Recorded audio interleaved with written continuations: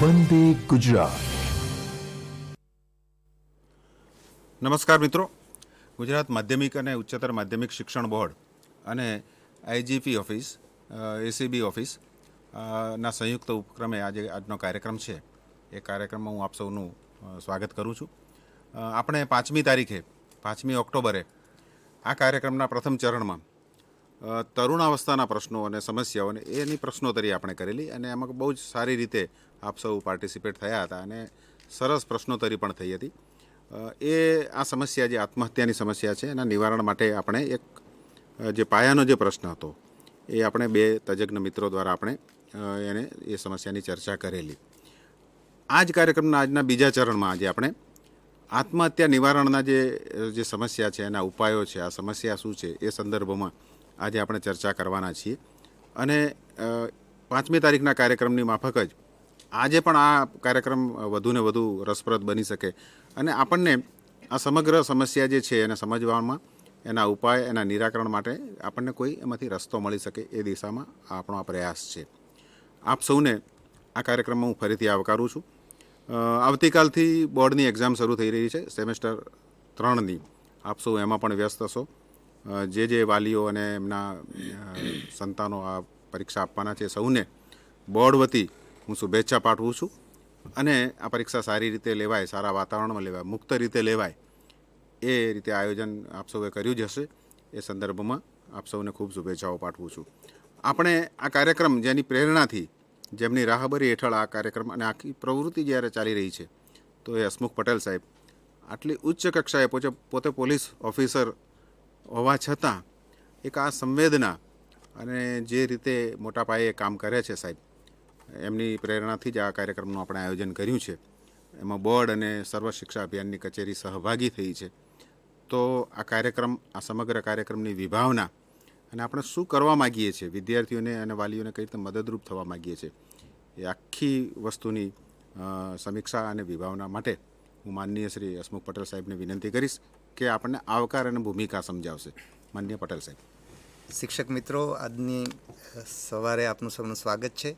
આપણે એકાદ અઠવાડિયા પહેલાં જ તરુણોના પ્રશ્નોને લઈને મળેલા અને ઘણા બધા સરસ પ્રશ્નો શિક્ષકો તરફથી આવેલા અને મને બહુ જ આનંદ થયેલો કે શિક્ષકો આટલો સરસ રસ લઈ અને આટલા બધા પ્રશ્નો પૂછે છે. એ આપણું પહેલું ચરણ હતું કે જો એ તરુણાવસ્થાના પ્રશ્નો આપણે હેન્ડલ ન કરીએ સમયસર તો એ બાળક કોઈને કોઈ મનોચિકિત્સક પ્રોબ્લેમની અંદર આવે અને ધીરે ધીરે એમાંથી અમુક કિસ્સાઓ આત્મહત્યા સુધી આગળ વધતા હોય છે. એ અટકાવવા માટે આપણે જો તરુણાવસ્થાના તબક્કે જ એ પ્રશ્ન આપણી સામે આવે ત્યારે શિક્ષક તરીકે અને મા બાપ તરીકે આપણે એને હેન્ડલ કરીએ, અથવા તો મા બાપને પણ આપણે માર્ગદર્શન આપીએ. કદાચ એવું બને કે બાળકને શાળામાં એ પ્રશ્ન ઓછો નડતો હોય, ઘરે વધારે નડતો હોય, તો મા બાપને પણ આપણે માર્ગદર્શન આપી શકીએ. એ માટે આપણે અઠવાડિયા પહેલાં મળેલા અને એમાં આપણે જે અહીંથી લેક્ચર આપ્યા એનાથી પણ વધારે મજા પ્રશ્નોત્તરીની અંદર આવેલી. ખરેખર બહુ ઉપયોગી થાય એવા પ્રશ્નો આપણે પૂછ્યા હતા. હવે આજે એનું બીજું ચરણ આપણે ડિલિવર કરવા જઈ રહ્યા છીએ. તો એ છે કે જો આપણે તરુણાવસ્થાના પ્રશ્નોને હેન્ડલ નહીં કરી શક્યા અને બાળકને આત્મહત્યા તરફ એનું વલણ છે તો એ આપણે કેવી રીતે અટકાવી શકીએ એની આપણે આજે ચર્ચા કરવાના છીએ. અને તમને ખ્યાલ હશે કે આપણે 6 ફેબ્રુઆરી 2016ના રોજ આપણે આવો એક કાર્યક્રમ કરેલો અને એના પગલે ઘણા બધા શિક્ષકોએ કોઈને કોઈ કામ કર્યું હશે. એમાં જે તમને માર્ગદર્શન મળ્યું એમાં તમે જ્યારે આત્મહત્યા અથવા તો એ પ્રકારના પ્રશ્નો જ્યારે તમારી સામે આવ્યા હશે ત્યારે તમે એને હેન્ડલ કરવાનો પ્રયત્ન કર્યો હશે અને એમાં તમને મુશ્કેલીઓ થઈ હશે. તો એ મુશ્કેલીઓના નિવારણ અર્થે આજે આપણે ખાસ મળ્યા છીએ. એટલે મારે વક્તાઓને પણ ખાસ કહેવું છે કે ગઈ વખતે આપણે જે વાત કરી એ જ વાત રિપીટ કરવાની જગ્યાએ એમાં એવું કંઈક નવું આપો. ઉપરાંત આપ સૌ શિક્ષકોને મારે વિનંતી છે કે આપ જ્યારે પ્રશ્નોત્તરીનો આપણે 90 મિનિટ એટલે 1.5 કલાક જેટલો સમય રાખ્યો છે એમાં આપ એવા પ્રશ્નો પૂછો કે આપને ખરેખર માર્ગદર્શન મળે.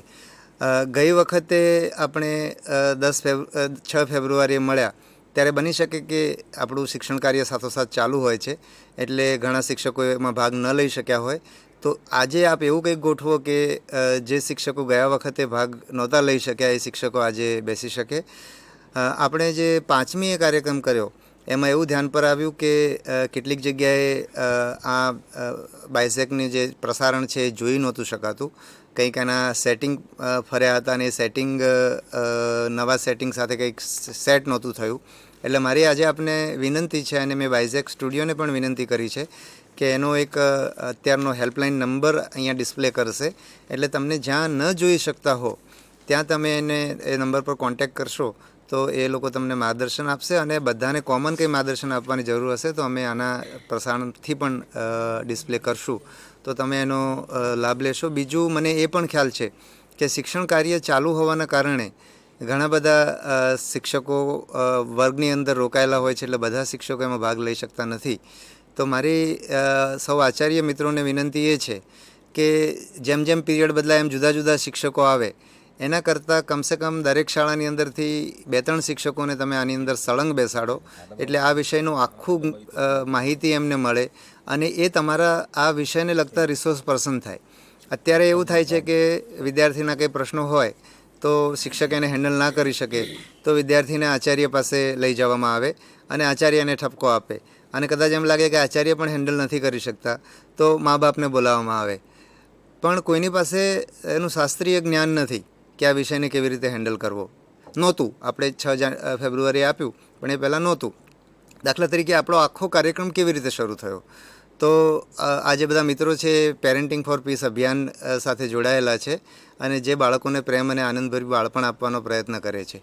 એ લોકોએ સપ્ટેમ્બર 2014માં એવો વિચાર કર્યો કે આપણે આ બાળકોમાં આત્મહત્યા નિવારણ અટકાવવા માટેનો એક કાર્યક્રમ કરીએ અને 5 સપ્ટેમ્બરે એ લોકો સુરતમાં મળ્યા અને નક્કી કર્યું એમણે.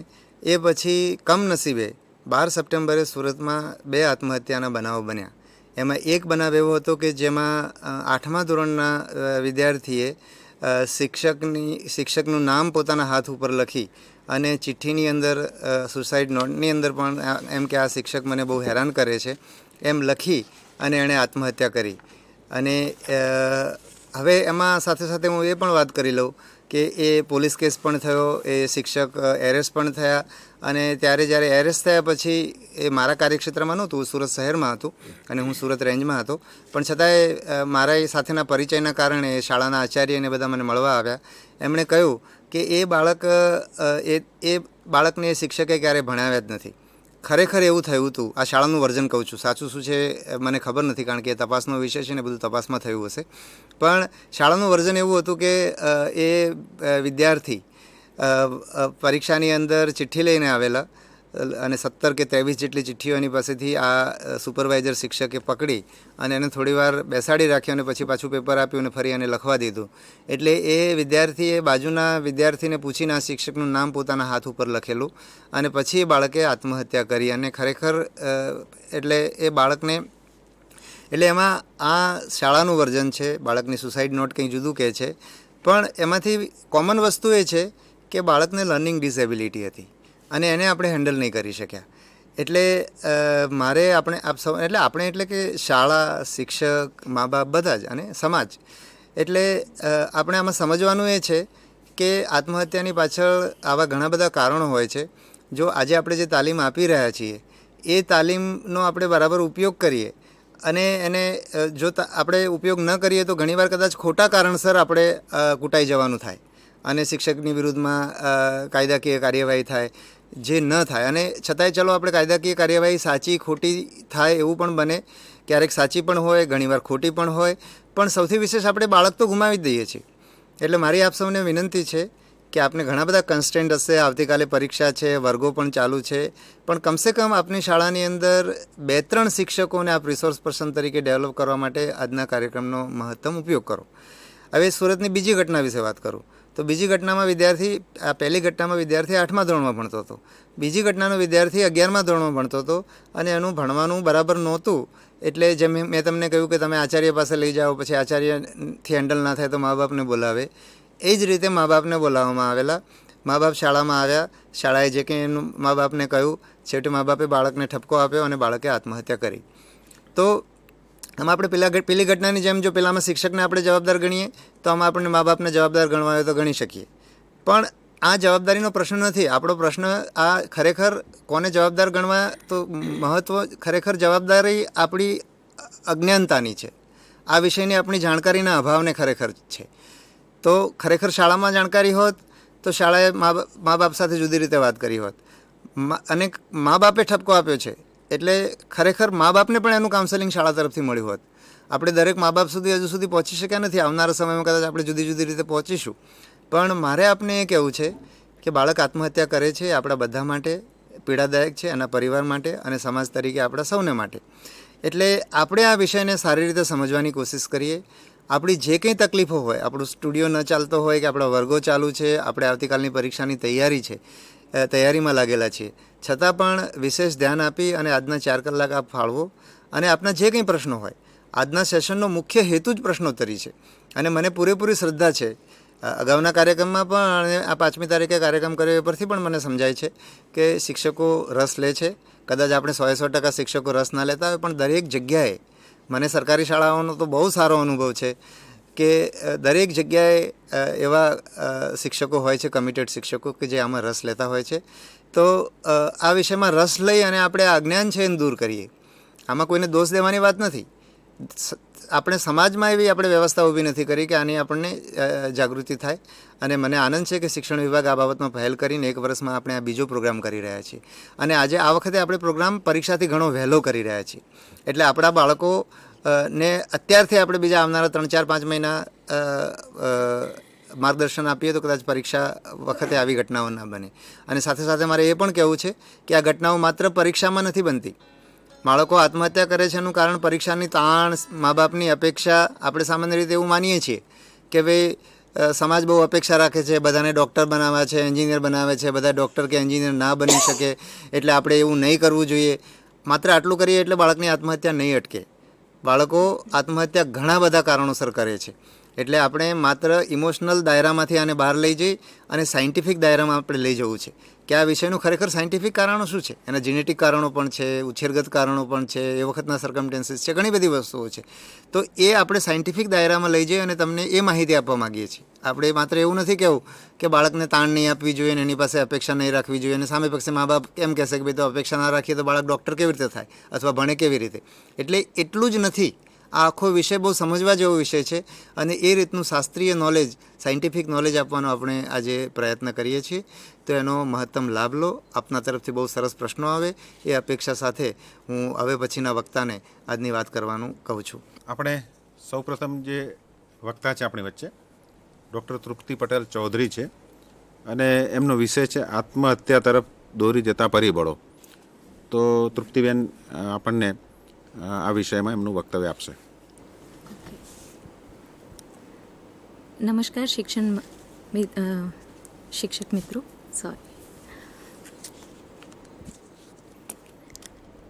गाय हमारी काऊ बन गई, शर्म हया अब वाव बन गई, माँ हमारी मॉम बन गई, छोरियाँ आइटम बॉम्ब बन गई, पिताजी अब डैड बन गए, सास बहू के झगड़े सैड बन गए, अजी और ओजी अब डियर बन गए, जॉइंट फैमिली से हम न्यूक्लियर बन गए,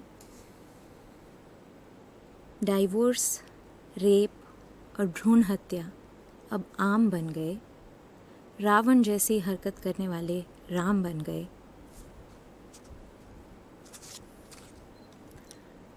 क्योंकि बच्चों के सुसाइड के किस्से सरेआम बन गए, जहाँ कभी बच्चे चहकते थे अब वो घर सुमसाम बन गए, अब वो घर सुमसाम बन गए. મિત્રો, સુસાઇડનું પ્રમાણ બહુ જ તેજીથી વધી રહ્યો છે અને એના ઘણા બધા પરિબળો છે. એમાંથી એક આ કે જમાનામાં ઘણા બધા બદલાવ થતા હોય છે. તમને ખબર હોય તો દુનિયામાં આજની તારીખમાં 1 વર્ષમાં 10 લાખ સુસાઇડ થાય છે અને એમાં 100થી વધારે આપણા દેશમાં થાય છે. 1,30,000. દર કલાકે 15 સુસાઇડ, એટલે દર 4 મિનિટે એક સુસાઇડ થાય છે. દરેક કમ્પ્લીટ સુસાઇડની પાછળ 15 લોકોનું સુસાઇડનું અટેમ્પ્ટ હોય છે. એટલે તમે અંદાજ બી નહીં લગાવી શકો. આજનું આપનું કાર્યક્રમ પતશે ત્યાં સુધી 1000 લોકોએ સુસાઇડનો પ્રયત્ન કર્યો હશે. દર 15 સેકન્ડે એક વ્યક્તિ, હું આ વાક્ય કમ્પ્લીટ પણ નહીં કરી શકું છું, એટલામાં એક વ્યક્તિ સુસાઇડનો પ્રયત્ન કરે છે. તો આજે આપણે આ એટલી બધી જે તેજીથી વધી રહી આ પ્રોબ્લેમ છે એનો નિકાલ લાવવા માટે બધા ભેગા થઈએ છીએ. અને આ ચર્ચા આપણે શા માટે કરીએ છીએ એ પણ હું તમને જણાવું કે નેશનલ ક્રાઇમ રેકોર્ડ્સ બ્યુરો એના જે ગયા વર્ષના જે આંકડાઓ છે, જે સ્ટેટિસ્ટિક્સ છે, એ બહુ જ ચોંકાવનારા છે. આજ સુધી એવા આંકડાઓ આપણે સાંભળ્યા નથી. આપણા દેશનું ભવિષ્ય, આપણું જે યુવાન વર્ગ છે, 10 થી 24 વર્ષના બચ્ચાઓ એ 100થી વધારે સુસાઇડ કરે છે. આપણે ક્યારેય એવું વિચાર નથી કરી શકતા કે બચ્ચાઓ અને સુસાઇડ, પણ આજ એ ચોંકાવનારી વાત છે. એમાં યુવાનોમાં સુસાઇડ એ સૌથી વધારે એક કારણ છે મોતનું. નંબર 1 કોઝ છે એ ડેથનું. અને હજુ એક ચોંકાવનારી વાત એ સામે આવી છે ગયા વર્ષથી કે જે રીતથી સુસાઇડ કરતા હતા, આપઘાત કરતા હતા, એ પણ બદલાઈ રહી છે. આજ સુધી પોઈઝનિંગથી, એટલે કે કંઈ ફિનાઇલ કે એસિડ પીને સુસાઇડ કરતા હતા અને એટલું જોખમી નહીં હતું કેમ કે હોસ્પિટલમાં લઈ જઈ એને બચાવી શકતા હતા આપણે. પણ આજે એવું નથી. આ પણ ટ્રેન્ડ ચેન્જ થઈ રહ્યું છે. હવે એ લોકો હેંગિંગ, એટલે પંખાથી લટકીને કે ઊંચી બિલ્ડિંગથી ઝંપલાવીને સુસાઇડ કરે છે, જેમાં એ બહુ જ જોખમી છે અને એમાં બચાવના જે શક્યતા હોય તે ઘણી ઓછી થઈ જાય. આ આંકડાઓ પણ કદાચ સાચા નથી. એનાથી કદાચ 2 કે 3 ગુના આંકડા હોય. કેમ? એને પણ 3 મુખ્ય કારણો છે સ્પેશિયલી આપણા દેશમાં. એક છે અજ્ઞાન, બીજું છે સ્ટિગ્મા, લાંછન, અને ત્રીજું છે કે આજે પણ આપણે સુસાઇડને કાયદેસર ગુન્હા માનીએ છીએ, એટલે લોકો એને નોંધાવતા નથી, ગભરાય છે. આપણે બધાને, કોઈને તાવ આવે તો આપણે બધાને ખબર હોય કે હા કદાચ એ મલેરિયા હશે કે હમણાં વાયરલની સાથ ચાલે છે. એટલું આપણું જ્ઞાન બીજી બધી બીમારીઓમાં ખાસું સારું છે, પણ માનસિક બીમારીઓ કે સુસાઇડને લગતા જે પરિબળો છે એના બાબતમાં આપણે કશું મોટું ખબર નથી. લાંછનમાં હું એમ કહેવા માગું છું કે આપણા શરીરના બધા જ ભાગોમાં કોઈને કોઈ બીમારી થાય, બરાબર? આપણે ખાસ ઉધરસ આવે, પેટ દુખે કે હાથ પગમાં ફ્રેક્ચર થાય, ઘણા બધા તકલીફો થાય. તો પછી મનને કેમ આપણે આવી અવગણના કરીએ કે આપણે મન બી બીમાર પડી શકે ને? પણ લોકોમાં આવી સમજત નથી. લોકો એમ માને કે કોઈ માનસિક બીમારીથી પીડાય કે સાયકેટ્રિસ્ટ પાસે જાય તો એને ગાંડા ગણવામાં આવે, એનાથી કોઈ લગ્ન નહીં કરે કે નોકરી નહીં આપવામાં આવે, અને એટલા માટે લોકો એ વાતને છુપાવે છે.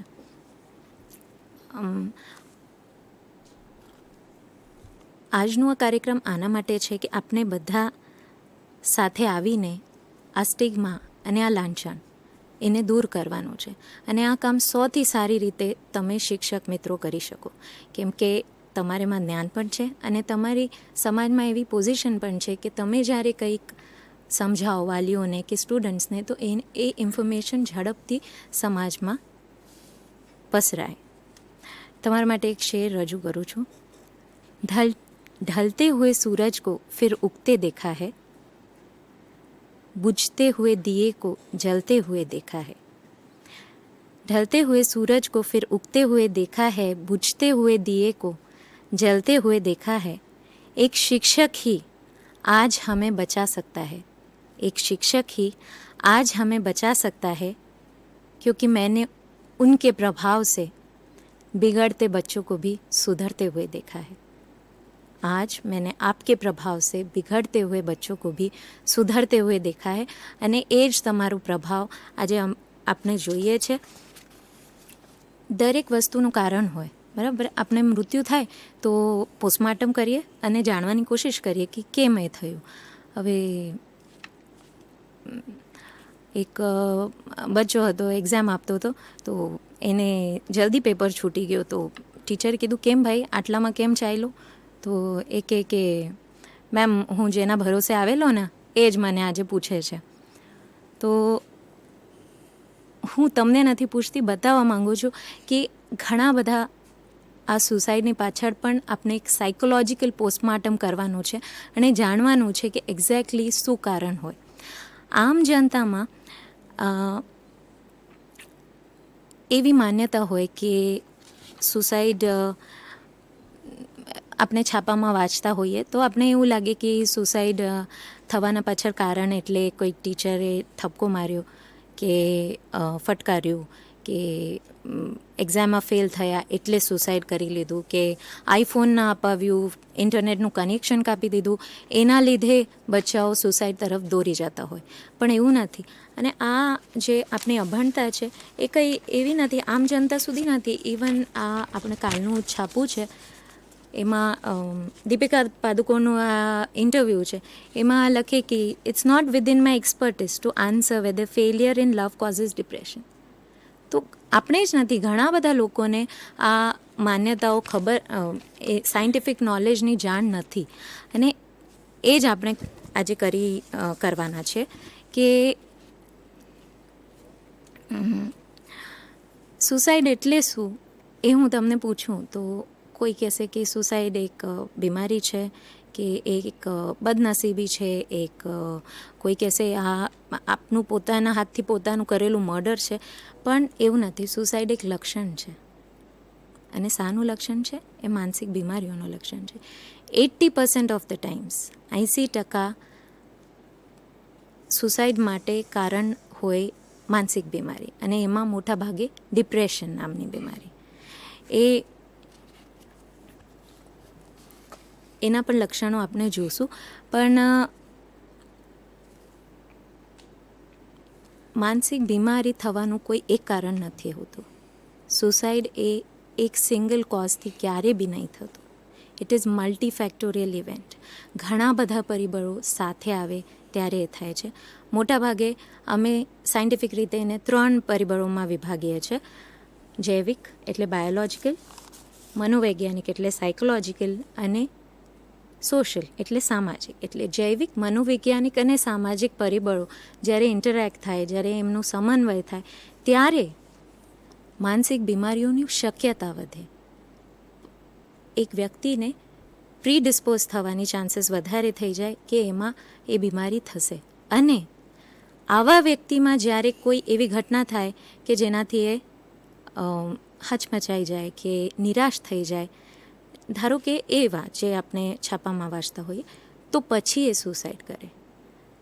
આ પરિબળો થોડાક અઘરા છે સમજાવવા માટે, એટલે હું એને સિમ્પલ કરવા માગું છું કે તમે એક ત્રિકોણ ઇમેજિન કરો. એના વચ્ચે આપનું બાળક છે અને એક કોણા પર મા બાપ છે, ફેમિલી છે, એટલે એક સ્કૂલ છે અને એક સમાજ છે અને બચ્ચું છે. એ ચારે ને લગતી પરિબળોમાં જ્યારે કંઈક વીકનેસ આવે, જ્યારે કંઈક આવી ઘટનાઓ બને, ત્યારે એ સાથે ભેગી થાય અને સુસાઇડ તરફ એ બચ્ચું દોરાઈ જતું હોય. તમને એક આ પરિબળો સમજાવવા કરતાં હું તમને થોડાક આમ સાયકોલોજીકલ, અમે પોસ્ટમોર્ટમ કરીએ જ્યારે કોઈનું, એવા 3-4 કિસ્સાઓ બતાવું અને એ સહેલાઈથી તમે સમજી શકશો કે એક્ઝેક્ટલી શું થતું હોય એક સુસાઇડની પાછળ. આ બધા કિસ્સાઓ અમારા પેશન્ટ્સમાંથી જ લીધેલા છે, પણ આખી સ્ટોરી કોઈ બી સાચી નથી, નામો પણ સાચા નથી. રોહન એક અતિશય હોશિયાર બચ્ચો, પણ અચાનક કે જ્યારે 4થીમાં હતો ત્યારે આપણે મમ્મીને ગુમાવી ચૂક્યો. એના પછી એના પપ્પામાં વ્યસનની આદત પડી ગઈ અને 1-2 વર્ષમાં એ બીજી બૈરી લઈ આવ્યા, એટલે એની જે સોતેલી માં હતી હવે એ માં એને સારી રીતે નથી રાખતી હતી. એના પપ્પા અને મા વચ્ચે પણ ઘરમાં કંકાસ રહેતું હતું. એ લોકો પહેલાં જોઈન્ટ ફેમિલી હતા, પણ એ સોતેલી માના સ્વભાવને લીધે એ લોકો ન્યુક્લિયર બની ગયા. ન્યુક્લિયર બન્યા એટલે રોહનને મળતો જે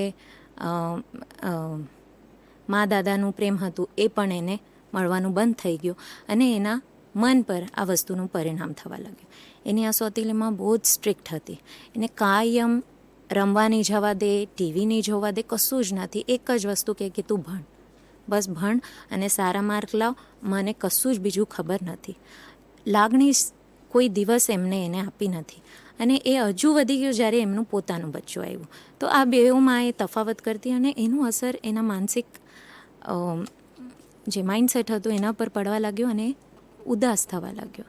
એમાં જેનું 10મીનો વર્ષ આવ્યો, એના ભણતર પર એના જે ઉદાસીનતાનું અસર દેખાવા લાગ્યો. એનું મન નહીં લાગતું હતું ભણવામાં, એને યાદ નહીં રહેતું હતું, પરીક્ષામાં ગભરાઈ જતો હતો, હચમચાઈ જતો હતો અને એને કોઈ બી એવું દેખાતું નહીં હતું કે જેના પાસે એ મદદ માગી શકે. આવામાં ને આવામાં એને પરીક્ષા જેમ તેમ આપી, પણ એને બહુ જ બીક લાગતી હતી કે રિઝલ્ટ કેવો આવશે. એના પપ્પા, એના મમ્મીનો જે ગુસ્સો હતો એ ક્યારેક ક્યારેક એના ઉપર કાઢી દેતા, મારતા એને. એ બહુ જ હેરાન થઈ ગયો હતો જિંદગીથી અને એવામાં જ એનું રિઝલ્ટ આવ્યું. એ બહુ જ શોકિંગ હતો.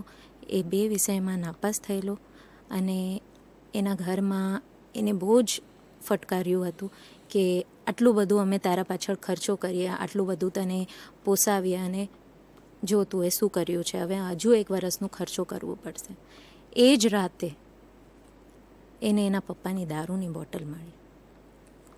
સહનશીલતાની હદે જ્યારે એનું દુઃખ થઈ ગયું, સહનશીલતાની હદથી બહાર ચાલ્યું ગયું, ત્યારે એને એમ થયું કે હું પણ થોડુંક દારૂ પી લઉં આજે. અને એને દારૂ પીધું અને એ જ નશામાં એનું માનસિક સંતુલન ગુમાવીને એ જ રાતે એને પંખાથી લટકીને સુસાઇડ કરી લીધું. બહુ જ અનફોર્ચ્યુનેટ.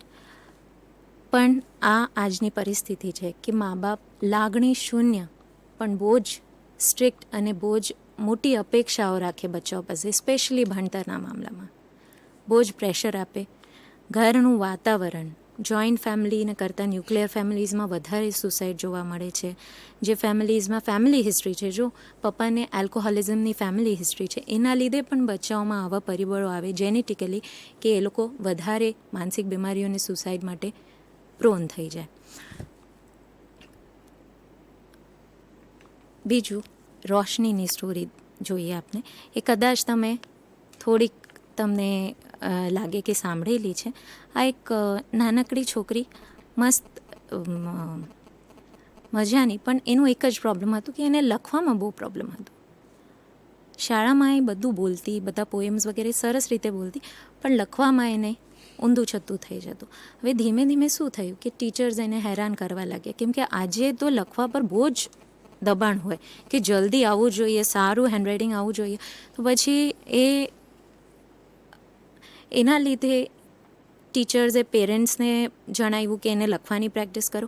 હવે એ હદે એ લોકો એને હેરાન કરતા હતા કે ક્યારેક ક્યારેક ચટકો પણ આપતા હાથને કે તું જો બરાબર ના લખે તો જો પછી આવું તને શિક્ષા કરશું. એ બહુ હેરાન થતી કે એના લીધે એના સોસાયટીમાં, સ્કૂલમાં એનું મજાક ઉડાવતા, સોસાયટીમાં બચ્ચાઓ એને હેરાન કરતા, એને પરેશાન કરતા. ઘરમાં કાયમ એનું કમ્પેરિઝન થતું એની નાની બહેન સાથે. જેમ જેમ એ મોટી થતી ગઈ એમ આ પ્રોબ્લેમ્સ વધતા ગયા. એટલા હદે વધતા ગયા કે એને સ્કૂલ જવાનું ગમતું જ નહીં હતું. એને એક દિવસે એમ કહી દીધું કે હું સ્કૂલ જવાની નથી, ત્યાં મને ગમતું નથી. પેરેન્ટ્સને કે ટીચર્સને આ પરિવર્તન સમજાયું નથી અને પેરેન્ટ્સે એને સમજવાને બદલે એને હોસ્ટેલમાં મૂકવાની એ કરી.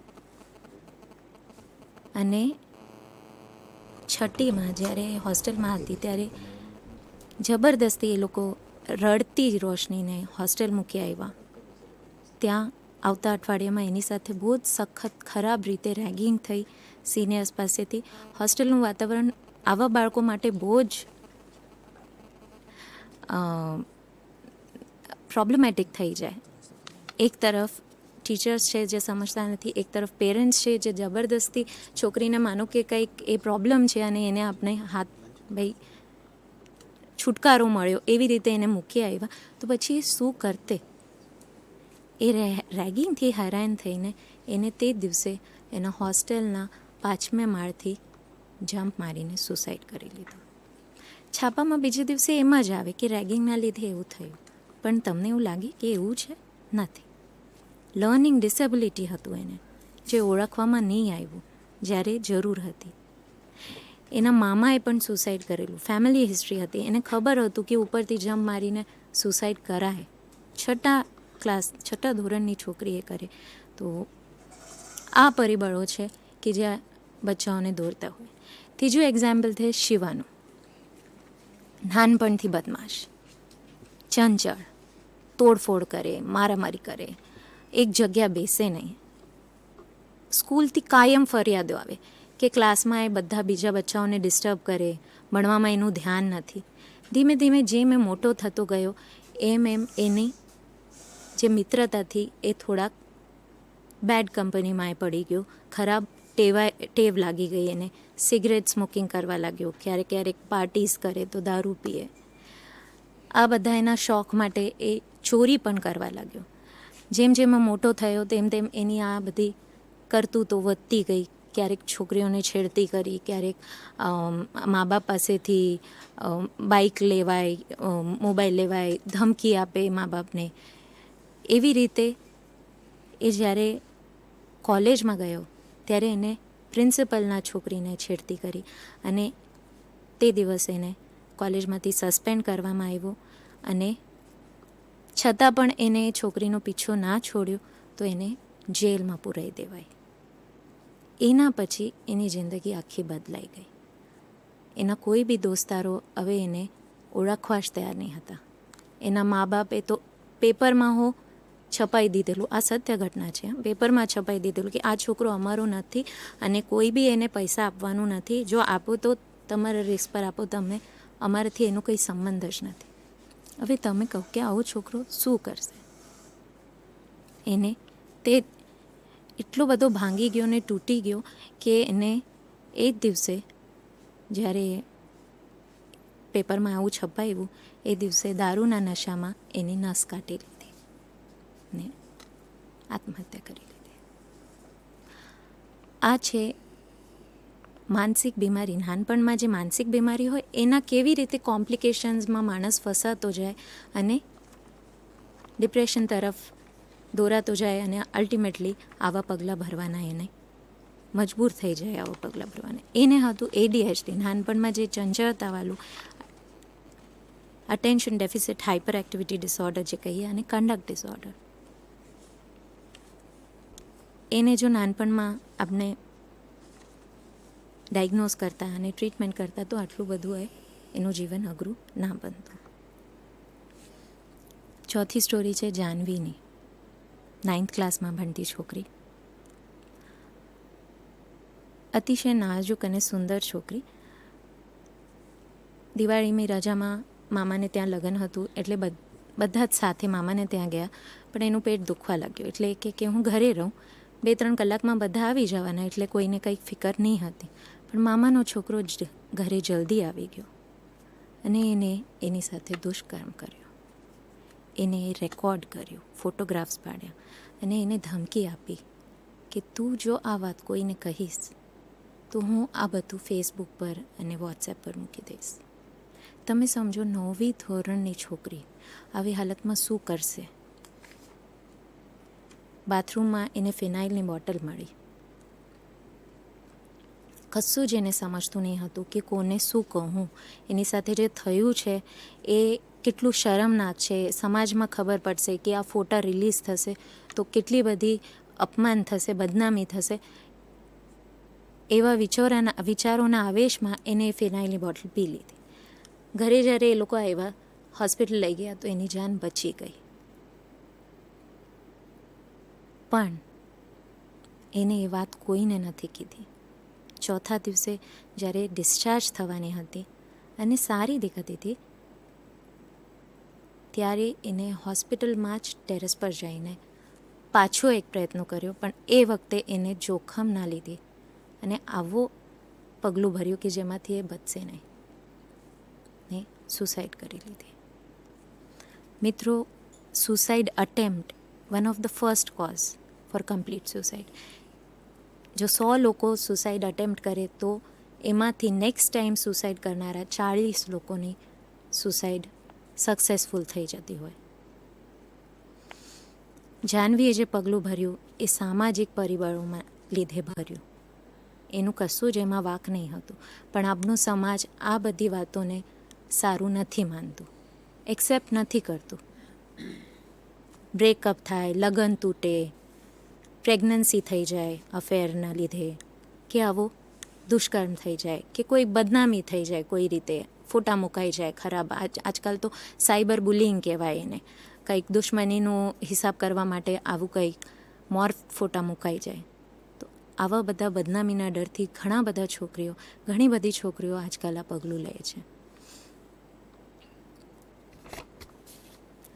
છેલ્લે બંટીની સ્ટોરી જોઈએ. એ 13 વર્ષનો છોકરો દિવાળીની રજાઓમાં મામાને ત્યાં ગયો અને મામાના છોકરાના મોબાઈલમાં એને ઘણા બધા નવા ગેમ્સ જોયા, કંઈક થોડા એવા વિડીયોઝ પણ જોયા જે એને નહીં જોવા જોઈતા હતા. અને એનાથી ધીરે ધીરે એને એક મહિનાના ગાળામાં એ ગેમ્સ રમવાની ને આવા વિડીયોઝ જોવાની ટેવ લાગી ગઈ. જ્યારે ઘરે પાછો ફર્યો તો બહુ જ નાટકને જીદને ચિલ્લામચુલ્લી કરીને એને કશે ને કશે કેવી રીતે એક મોબાઈલ દેવડાવી લીધો. એટલે મા બાપને કીધું કે મને મોબાઈલ જોઈએ છે, અને એ લોકોએ પણ કે ચાલો ને આટલો જીદ કરે છે તો અપાવી દઈએ, એમ કરીને એને મોબાઈલ અપાવી દયો. એ દિવસથી એનું ડિટિયોરેશન ચાલુ થયું. એ હવે ઘર બહાર રમવા જતો તો એ બંધ કરી દીધું. એ કાયમ એ ગેમ્સ જ રમતો રહેતો, કાયમ આ વિડીયોઝ જોતો રહેતો. એના મા બાપે ઘણીવાર આમ કોશિશ કરી કે જાણવાની કે શું કરતો હોય, તો એમને એવું લાગ્યું કે સારું ગેમ્સ રમતો છે. ધીમે ધીમે એનું અસર એના ખાવાનું, સૂવાનું એના ઉપર દેખાવા લાગ્યો. ક્યારેક ખાવાનું ભૂલીને પણ ગેમ્સ જ રમતો હોય, જૂઠ બોલીને, સ્કૂલ મિસ કરીને પણ એ આવી ગેમ્સમાં જ ખોવાયેલો રહેતો હતો. હવે એની અસર ભણતર પર દેખાવા લાગી. એના માર્ક્સ ઓછા આવવા લાગ્યા અને એની તબિયત પણ ઓછી થવા લાગી. એના મા બાપે હમણાં થોડીક ચિંતા થવા લાગી, એટલે એ લોકો એની ટેવ ઓછી કરવાનો પ્રયત્ન કરતા. ક્યારે એ મોબાઈલ લઈ લેતા તો એટલો બધો ગુસ્સો થઈ જતો. ધીમે ધીમે એ તો એ લોકોને મારવા લાગ્યો, એટલે ગભરાવા લાગ્યા એને કે અરે બાપરે આ તો બહુ જ થઈ ગયું. એક દિવસ આખી રાત એને આ જ કાર્યક્રમ ચાલુ રાખ્યો અને બીજા દિવસે સવારે એના પપ્પા એટલા બધો ગુસ્સો થઈ ગયા એના ઉપર કે આવેશમાં આવીને એમને મોબાઈલ ફેંકીને તોડી નાખ્યો. બસ બંટીને એમ થયું કે જેમ એનું આખું જગત જ કોઈએ છીની લીધું છે. અને એના પછી ઘણી બધી બોલાચાલી થઈ કે જેમાં એના પપ્પા એને સમજાવતા હતા કે આ તારા માટે સારું નથી, પણ એ બિલકુલ સમજવા તૈયાર નહીં હતો. અને એ જ ગુસ્સામાં એને ત્યાં જ તેના પપ્પા મમ્મી ડ્રોઈંગ રૂમમાં ઊભા હતા, એ ગયો અને બાલ્કનીમાંથી કૂદી ગયો. આવા સુસાઇડ્સના પોસ્ટમોર્ટમમાં એક જ વસ્તુ ધ્યાન બહાર આવે, એ છે આ યુવાનોની ઇમ્પલ્સિવિટી. એના પાછળનું કારણ એ છે કે યુવાનોનો મગજ, ઓકે, 10 થી 24 વર્ષના જે બચ્ચાઓ હોય એમનું મગજ પૂરી રીતે વિકસિત થયેલું નહીં હોય. આપણા મગજમાં એક લોજિકલ પાર્ટ હોય અને એક ઇમોશનલ પાર્ટ હોય. આ લોજિકલ પાર્ટ એમને વિકસિત ના હોય, એટલે એમનામાં રીઝનિંગ કે સહી રાઇટ એન્ડ રોંગની સમજ કે કોઈ પ્રોબ્લેમને સોલ્વ કરવાની આવડત ઓછી હોય. એ લોકોનો ઇમોશનલ બ્રેન એમને વધારે સપોર્ટ કરતું હોય. એટલે જે વસ્તુમાંથી મજા મળે, જે વસ્તુમાંથી આનંદ મળે, સ્પીડમાં ચલાવી બાઇક, છોકરીઓને છેડતી કરવી, કે આવા બધા પોર્નોગ્રાફી જોવી, ગેમ્સ રમવું, કે સિગરેટ કે દારૂનું સેવન કરવું, આ બધું એ ઉંમરમાં વધારે એટલા માટે જોવા મળે છે કેમ કે એ લોકો ઇમ્પલ્સિવ હોય છે. આ રીઝનિંગ ડેવલપ નથી થઈ અને આના લીધે જ મા બાપ સાથે પણ એમના સંબંધો આ જ તબક્કે બગડે છે. મા બાપ એમને સમજવાની જગ્યાએ એમના ઉપર દબાણ આપે, એમના ઉપર સ્ટ્રિક્ટનેસ રાખે અને એના લીધે એમને સપોર્ટ ના મળે, હૂંફ ના મળે.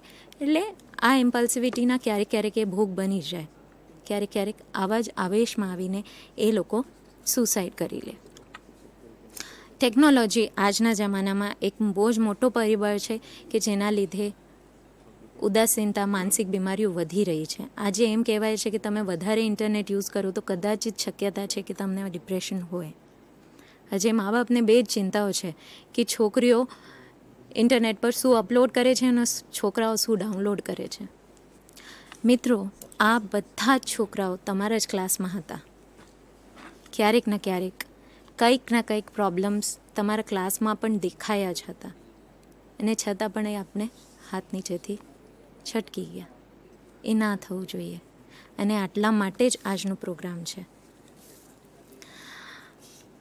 કોઈ ભી ચેન્જ ઇન બિહેવિયર, કંઈ બી એવી વસ્તુ કે જે બહુ જ ઇન્ટેન્સ છે. કોઈ દિવસે બચ્ચો કંઈ કહેતો નહીં હતો, આજે ડાયરેક્ટ ગાળ આપી.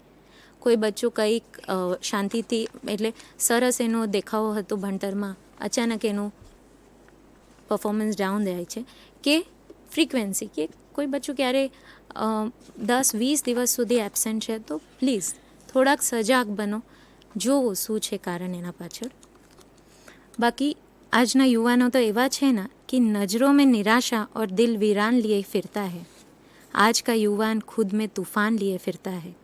जीने का सलीका अभी तक आया नहीं, जीने का सलीका अभी तक आया नहीं, और मन में मरने के प्लान लिए फिरता है. આવા યુવાનો આપણા ક્લાસમાં છે. આપણે ઘણી બધી કાળજી રાખવાની છે, અને ઘણી બધી આ અજ્ઞાનતા અને આ લાંછન દૂર કરવાનું છે. આપણે સાથે મળીને જો આ બધું કરીએ તો હું દરેકને કહું કે તમે થોડુંક એ મન ઉપર લો તમારે, અને ડેફિનેટલી આ આંકડાઓ આપણે ઓછા કરવા છે. એ જે પ્રેડિક્શન્સ છે 2020ના, એમને ખોટા ઠરાવવાનું છે. ના પૂછો કે મેરી મંઝિલ કहाँ है, અભી તો સફર કા ઇરાદા કિયા હૈ. હું આ બધા તમારા માટે કહું છું. એક, ના પૂછો કે મેરી મંઝિલ કहाँ है, અભી તો સફર કા ઇરાદા કિયા હૈ.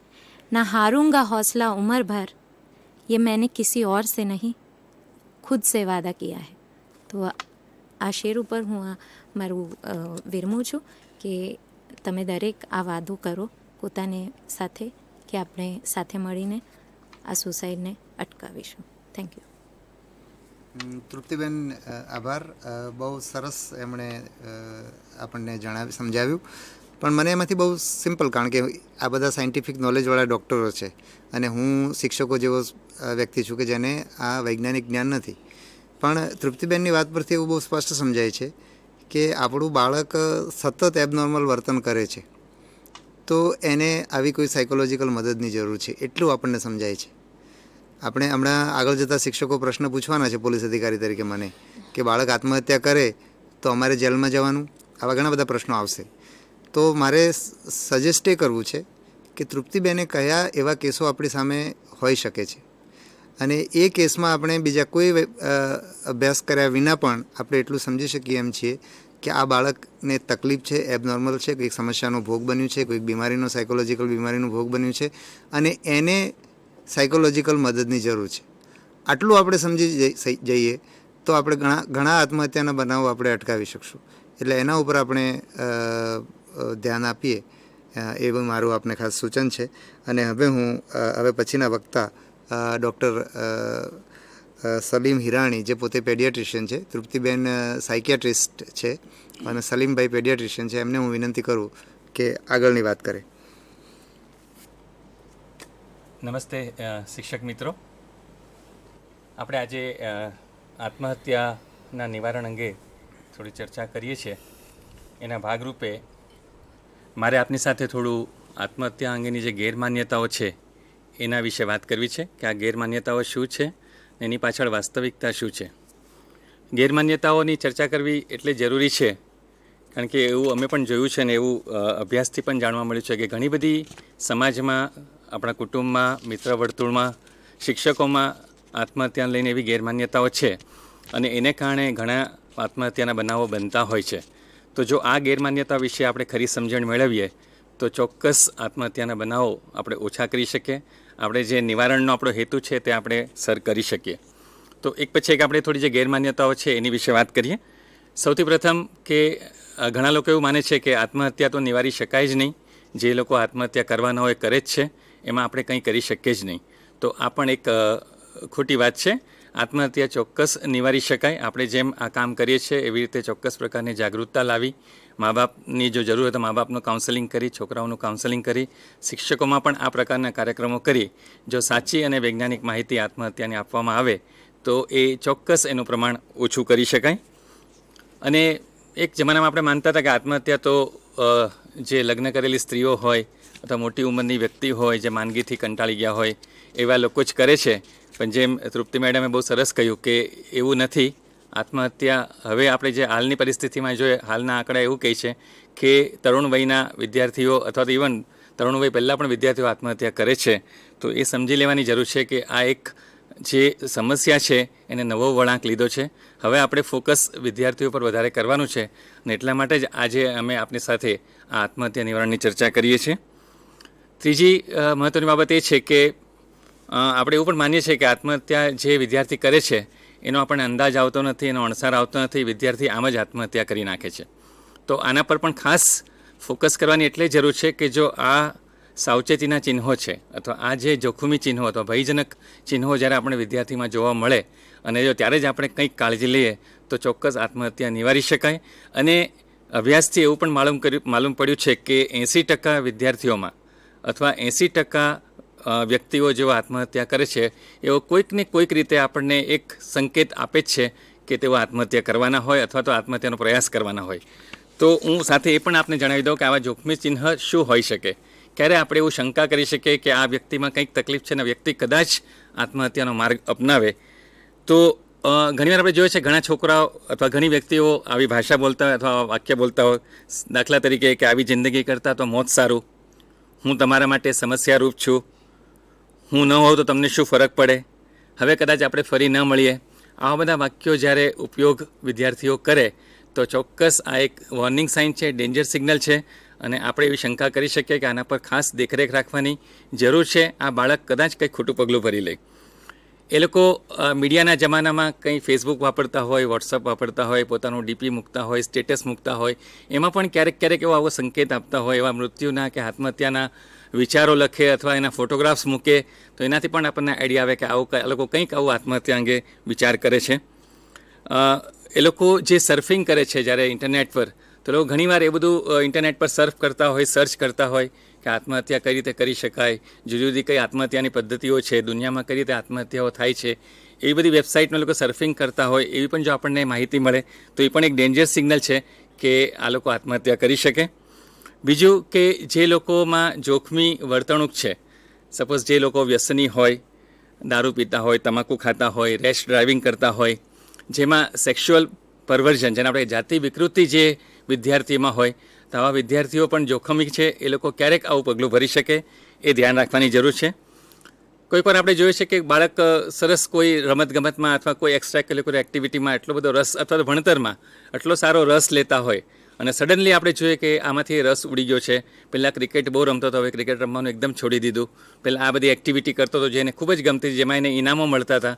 એ એક્ટિવિટીથી બાળકે પોતાની જાતને વિડ્રો કરી લીધી છે. જ્યારે આવી જાણકારી મળે તો આ પણ એક જોખમી ચિહ્નનું, આત્મહત્યા માટે એક જોખમી ચિહ્ન હોઈ શકે. ઊંઘ જો બાળકની બદલાય, ખાસ કરીને આપણે પેરેન્ટ્સ માટે કહીએ તો કે બાળક બહુ વધારે પડતું ઊંઘે અથવા બહુ ઓછી ઊંઘ લેતું હોય તો આ પણ એક વોર્નિંગ સાઇન હોઈ શકે. પોતાની ગમતી વસ્તુ, ખૂબ જ વહાલી વસ્તુ જ્યારે કોઈને આપી દે તો આ પણ એક ચિહ્ન છે કે બાળકને કદાચ જિંદગીથી નફરત થઈ ગઈ હોય ને હવે એ આત્મહત્યાનું પગલું ભરવાનું હોય. પોતાના ડ્રોઈંગમાં પણ ક્યારેક એ આપણને એવો સંકેત આપે, ડ્રોઈંગમાં એવું કંઈ ડેથનો થીમ કે આત્મહત્યાનો થીમ લઈને એ ડ્રોઈંગ કરે તો એનાથી પણ આપણને ખ્યાલ આવી શકે.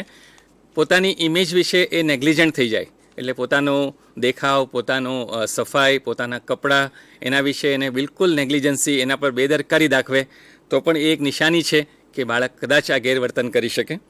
બાળક વધારે પડતું ગુસ્સે થઈ જાય, વધારે પડતું એગ્રેસિવ થઈ જાય, નાની નાની વાતમાં તોફાન કરી નાખે તો આ પણ એક અસામાન્ય વર્તનની નિશાની છે કે જે આત્મહત્યા તરફ દોરી શકે. બાળકની પોતાની નિર્ણયો લેવાની શક્તિ છે કે જજમેન્ટ કરવાની શક્તિ જે આપણે કહીએ તે પણ ઓછી થાય અથવા તો બાળક પોતે એકાગ્રતાપણું નહીં દર્શાવી શકતું હોય ભણવામાં તો આ પણ એક વોર્નિંગ સાઇન્સ હોઈ શકે. સ્કૂલમાંથી ભાગી જવું, ઘરમાંથી ભાગી જવું. કોઈક વાર એવું બને કે બાળક એકદમ તાણમાં રહેતું હોય, આપણે જો બાળક એકદમ શાંત છે, હંમેશા ચિંતામાં રહે છે અને અચાનક બાળક એકદમ રિલેક્સ થઈ જાય, બાળક એકદમ ખુશી ફરવા મળે તો આ પણ એક એવી નિશાની હોઈ શકે કે બાળકે નિર્ણય લઈ લીધો હોય કે હવે તો હું આત્મહત્યા કરવાનો છું, એટલે એનું મન હલકું કરી નાખે અને ખુશીથી ફરવા મળે. તો આ બધા એક જોખમી ચિહ્નો છે કે એક શિક્ષક તરીકે તમે પણ વિદ્યાર્થીઓમાં જ્યારે તમને આવું કંઈક દેખાય તો તમે ચોક્કસ કહી શકો કે આ વિદ્યાર્થી કદાચ આત્મહત્યા તરફ દોરાઈ શકે. તો આની જો આપણે દેખરેખ રાખીને આવા આત્મહત્યાનું નિવારણ ચોક્કસપણે કરી શકીએ. બીજું કે આપણે ઘણીવાર એવું માનીએ છીએ કે કોઈ વિદ્યાર્થી આત્મહત્યા કરે તો આપણને એવું હોય છે કે સગાને તો ખબર જ હતી, વાલીઓને ખબર જ હતી, પણ એ લોકો ધ્યાન નહીં આપ્યું, એ લોકો આત્મહત્યામાંથી એને નિવારણ નહીં કર્યું. પણ એવું પણ નથી, કારણ કે એવું જોવામાં આવ્યું છે કે મોટેભાગે આ બધા પ્રોબ્લેમ્સ જેમ તૃપ્તિબેને કહ્યું તેમ કે ફેમિલી સાથે બી સંઘર્ષ હોય, વાલીઓ સાથે સંઘર્ષ હોય, એટલે બાળકો ખુલ્લા મને વાલીઓ સાથે વાત જ નથી કરતા. કદાચ બાળકના ઘણા બધા પ્રોબ્લેમ્સ હોય, બાળકને આવા વિચારો પણ આવ્યા હોય, પણ બાળક સાથે જે કોમ્યુનિકેશનનો જે સેતુ છે એટલો વીક હોય, એટલો નબળો હોય કે બાળક પ્રેમથી કે હૂંફથી કે ખુલ્લે મનથી મા બાપ સાથે વાત જ નથી કરતું. એટલે આવા વિચારો કે આવી વિચારોની આપલે મા બાપ સાથે બાળક કરતું હોતું નથી. ઘણીવાર આપણે ચલચિત્રોમાં, ટીવી સિરિયલોમાં, સામાયિકોમાં, માધ્યમોમાં પણ જોઈએ છે કે સ્યુસાઇડ વિશે ઘણી બધી આત્મહત્યા વિશે માહિતી અથવા આત્મહત્યાની પદ્ધતિ અથવા આત્મહત્યા વિશે ઘણી બધી એવી માહિતી, અવૈજ્ઞાનિક માહિતી આપે છે જેનાથી પણ આપણે કદાચ ગેરમાર્ગે દોરાઈએ. તો જે તમે પિક્ચરમાં જુઓ છો, જે ચલચિત્રમાં જુઓ છો, ટીવી સિરિયલમાં જુઓ છો, એ માહિતીને હંમેશા સાચી હોય એવું માની એ બધી વાતનો સ્વીકાર કરવો નહીં. અને આપણે ગુજરાતીમાં કહેવત છે કે ભસતું કૂતરું ક્યારેય ન કરડે. એટલે આપણે એ પણ કહે છે કે કોઈ માણસ એવું બોલ્યા કરતો હું તો મરી જઈશ, હું તો આત્મહત્યા કરી લઈશ, તો આપણે માનીએ કે કંઈ કરે નહીં, એને તો બોલવાની આદત છે. તો આવું પણ ન રાખવું, કારણ કે એવું જોવામાં આવ્યું છે કે જે લોકો આવું બોલે છે ક્યારેક કરી બી નાખે છે. તો જ્યારે કોઈ માણસ આવું વાતમાં કે મસ્તીમાં પણ બોલતું હોય કે હું આત્મહત્યા કરી નાખીશ, મારે તો મરી જવું છે, મારે તો દુનિયા છોડી દેવી છે, તો ચોક્કસ એના પર ખાસ દેખરેખ રાખવાની જરૂર છે. ઘણા લોકો એવું બી કહે છે કે ભાઈ આત્મહત્યા તો એટલા માટે કરી કે બધાનું ધ્યાન એના તરફ દોરાય, બધા એના તરફ દયાની ભાવનાથી જોવે, બધા એને સિમ્પેથી બતાવે.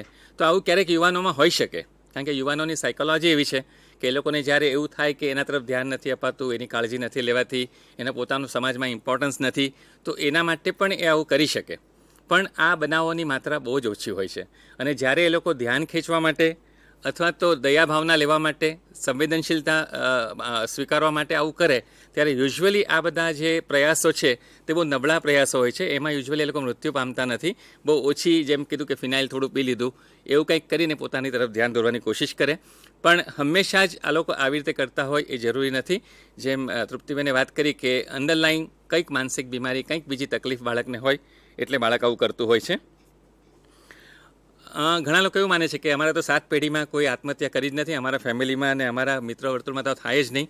તો આ મગજમાંથી કાઢી નાખો. આત્મહત્યા કોઈ પણ કરી શકે, શ્રીમંત પણ કરી શકે, ગરીબ પણ કરી શકે, એડોલેસન્ટ તરુણ પણ કરી શકે, મોટી વયના માણસો પણ કરી શકે, સ્ત્રી પણ કરી શકે, પુરુષ પણ કરી શકે. ઓફકોર્સ સ્ત્રીઓમાં આત્મહત્યાનું પ્રમાણ વધારે છે, પણ એવું પણ જોવામાં આવ્યું છે કે પુરુષો આત્મહત્યા કરે છે તે મોટે ભાગે જીવલેણ હોય છે. સ્ત્રીઓ ઘણીવાર બચી જાય છે, પણ જીવલેણ આત્મહત્યા જે થાય છે એ પુરુષોમાં ઘણે બધે અંશે વધારે થતી હોય છે. એટલે બધા જ વર્ગમાં, બધા જ સમૂહમાં આત્મહત્યા થઈ શકે એવું કંઈ માનવાની જરૂર નથી કે આપણા ઘરમાં ન થાય કે આપણા મિત્ર વર્તુળમાં ન થાય. અને એવું પણ માનવાની જરૂર નથી કે આત્મહત્યા તો ગરીબ માણસો જ કરે કે બેકાર માણસો જ કરે કે જે લોકો અભણ છે, જે લોકોમાં કોઈ સાક્ષરતા નથી એ લોકો કરે, એ પણ માન્યતા ખોટી છે. કોઈ પણ આત્મહત્યા કરી શકે. અને એવું આપણે માનીએ છીએ કે જે આત્મહત્યા જે વ્યક્તિ કરે છે એને મરવું જ હોય છે, એટલે આપણે એમાં બીજું કંઈ કરી ન શકીએ, અને એ મરી જ જશે. આપણે એમને કોઈ રીતે બચાવી શકીએ નહીં. તો એ બિલકુલ જરૂરી નથી. આત્મહત્યા જેમ આગળ વાત થઈ તેમ એક લક્ષણ છે, એક ઇન્ડિકેશન છે, એક રિક્વેસ્ટ છે આજુબાજુના વ્યક્તિઓને, કુટુંબને, સમાજને કે વ્યક્તિને મદદની જરૂર છે. એટલા માટે અમે કહીએ છીએ it is a cry for help. ખરેખર એ વ્યક્તિને આપણા તરફથી હૂંફની, મદદની, લાગણીની, સહારાની જરૂર છે, જે એને યોગ્ય સમયે મળતી નથી. અને પોતે એટલો પીડિત થઈ જાય છે વ્યક્તિને પોતાને ખ્યાલ નથી આવતો કે હું શું કરું. એ જીવન મરણ વચ્ચે ઝોલા ખાય છે. એ પણ બહુ સ્પષ્ટ નથી કે હું મરી જઈશ એટલે મારા પ્રોબ્લેમ સોલ્વ થઈ જશે. એની પાસે બીજા કોઈ આ સમસ્યાને હલ કરવા માટે બીજા કોઈ પ્રયાસો કે બીજા કોઈ એની પાસે ઓપ્શન્સ નથી હોતા. એટલે વિકલ્પો ન હોવાને કારણે એ આત્મહત્યા તરફ દોરાય છે.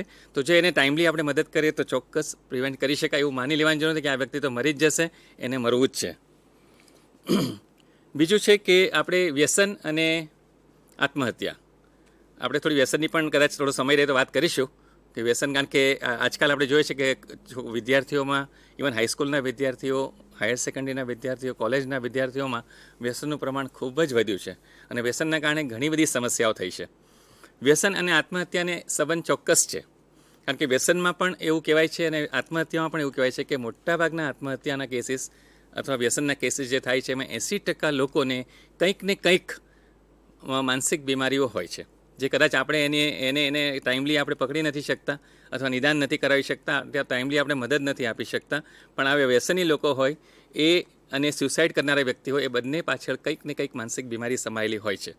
અને આત્મહત્યાના કારણો જે અમારી બુકમાં લખ્યા છે એમાં પણ એવું લખ્યું છે કે સૌથી અગત્યનું અને મહત્ત્વનું કારણ છે ડિપ્રેશન, જે હતાશા જે આપણે કહીએ છીએ. એ થોડીક વાત થશે તો આપણે આગળ કરીશું કે આ ડિપ્રેશનના ભોગ બનેલા બાળકો આત્મહત્યા કરે છે. અને બીજું મહત્ત્વનું કારણ આત્મહત્યા શું કામ થાય છે તો એ વ્યસન છે. જેમ એક આપણે હમણાં ઉદાહરણમાં પણ જોયું કે એ નશામાં હતો, નશામાં એણે કૂદીને આત્મહત્યા કરી નાખી. તો જે નશો કરે છે એ લોકો આત્મહત્યા થવાનું પ્રમાણ 5 થી 6 ગણું વધી શકે છે, કારણ કે એ લોકો ત્યારે પોતાની નિર્ણય શક્તિ ગુમાવી બેસે છે અને તરત આવું ઇમ્પલ્સિવ પગલું લઈ લે છે. તો ચોક્કસ વ્યસન અને આત્મહત્યાને સંબંધ છે. થોડી વ્યસનની વાત બી આપણે પછી સમય જો પરમિટ કરશે તો આપણે કરીશું. અને ઘણીવાર આપણે જોઈએ છે કે આપણે એવું માનીએ છીએ કે જેના કુટુંબમાં કોઈ આત્મહત્યા કરી હોય કે કોઈ વ્યક્તિ આત્મહત્યા કુટુંબમાં કરે છે તો એ લોકો એવું માને છે કે અમારા કુટુંબમાં હવે બીજું કોઈ નહીં કરે, કારણ કે એક જણે આત્મહત્યા કરી, કુટુંબવાળાએ જોઈ લીધું કે આત્મહત્યા કરવાથી કેટલી તકલીફ થાય છે એટલે બીજો હવે આત્મહત્યા નહીં કરે. તો આ માન્યતા પણ ખોટી છે. આત્મહત્યા ચોક્કસ ઘણીવાર નાના બાળકોને અથવા તરુણોને એ આત્મહત્યાથી એ લોકોને એ પદ્ધતિ જાણકારી મળે છે કે આત્મહત્યા કઈ રીતે થાય. અથવા આપણે આત્મહત્યાને વધારે ગ્લોરીફાય કરીએ તો એને એમ થાય કે હું આત્મહત્યા કરીશ તો મને પણ આ રીતે માન સન્માન મળશે, મારા માટે પણ લોકો ભેગા થશે, તો એ રીતે પણ આત્મહત્યા કરવા પ્રેરાય. તો એવું માનવાની જરૂર નથી કે ઘરમાં એક વ્યક્તિ કરે એટલે બીજા કોઈ નહીં કરે. અને બીજું મહત્ત્વનું વૈજ્ઞાનિક કારણ એ છે કે ઘણી બધી માનસિક બીમારીઓ એવી છે જે આનુવંશિક હોય છે. મા બાપને હોય તો દીકરા દીકરીમાં આવે. તો બની શકે કે જે માનસિક બીમારીને લઈને એક વ્યક્તિએ કુટુંબમાં આત્મહત્યા કરી છે એ જ માનસિક બીમારી આનુવંશિક રીતે એના બાળકોમાં કે એના જનરેશનમાં આવી હોય અને એ જ બીમારીને કારણે બીજી વ્યક્તિ પણ આત્મહત્યા કરે. તો એવું નથી કે કુટુંબમાં એક વ્યક્તિ આત્મહત્યા કરે એટલે બીજો આત્મહત્યા નહીં કરે, એવું માનવાની જરૂર બિલકુલ નથી.